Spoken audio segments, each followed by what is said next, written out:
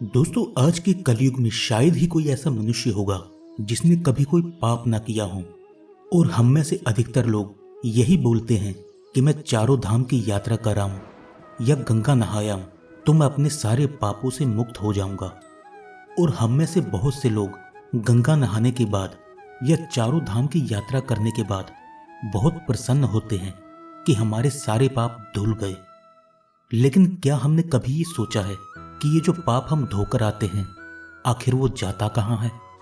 आज की इस वीडियो में हम आपको इसी के ऊपर एक पौराणिक कथा सुनाने वाले हैं कि आखिर पाप धुलने के बाद जाता कहाँ है। पुराने समय में एक बार एक ऋषि ने सोचा कि सभी लोग पाप धोने के लिए गंगा में जाते हैं, ऐसे में सारे पाप गंगा में ही समा जाते हैं, तो इस तरह तो गंगा भी पापी हो जाएगी।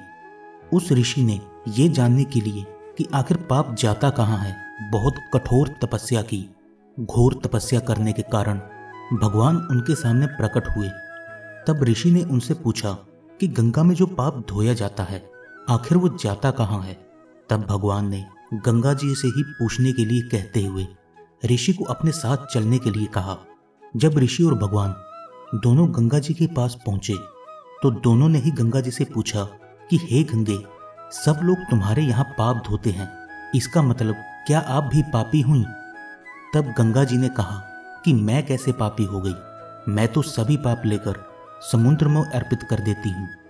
इसके बाद ऋषि और भगवान समुद्र के पास गए और उनसे पूछा कि हे सागर, गंगा सारे पाप आपको अर्पित कर देती है, तो क्या ऐसे में आप पापी हुए?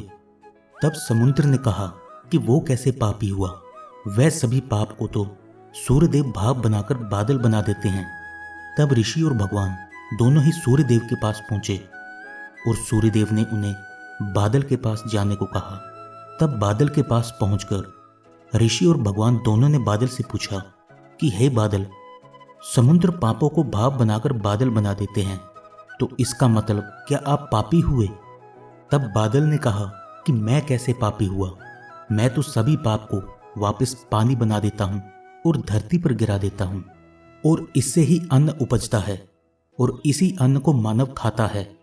अब उस अन्न को जिस मानसिक स्थिति से उगाया जाता है और जिस वृत्ति से प्राप्त किया जाता है और जिस मानसिक अवस्था में खाया जाता है, उसी के आधार पर मानव की मानसिकता बनती है। और यही कारण है कि कहा जाता है कि जैसे खाएं अन्न वैसा बनेगा मन। जिस वृत्ति से अन्न प्राप्त किया जाता है और जिस मानसिक अवस्था में भोजन को खाया जाता है, वैसे ही विचार मानव के बन जाते हैं। ऐसे में हमेशा ही भोजन शांत रहकर ही ग्रहण करना चाहिए। अन्न जिस धन से भी खरीदा जाए वह धन भी श्रम का ही होना चाहिए। बादल की ये बात सुनकर ऋषि संतुष्ट हुए और भगवान उनको आशीर्वाद देकर अंतर्ध्यान हो गए। तो दोस्तों, इस कथा से हमें पता चलता है कि मनुष्य का पाप घूम फिरकर स्वयं मनुष्य के पास ही पहुंच जाता है। इसी कारण कहा जाता है कि हमें सदा अच्छे कर्म करने चाहिए।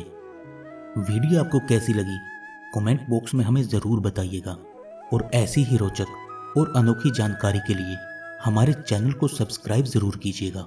जय श्री राम।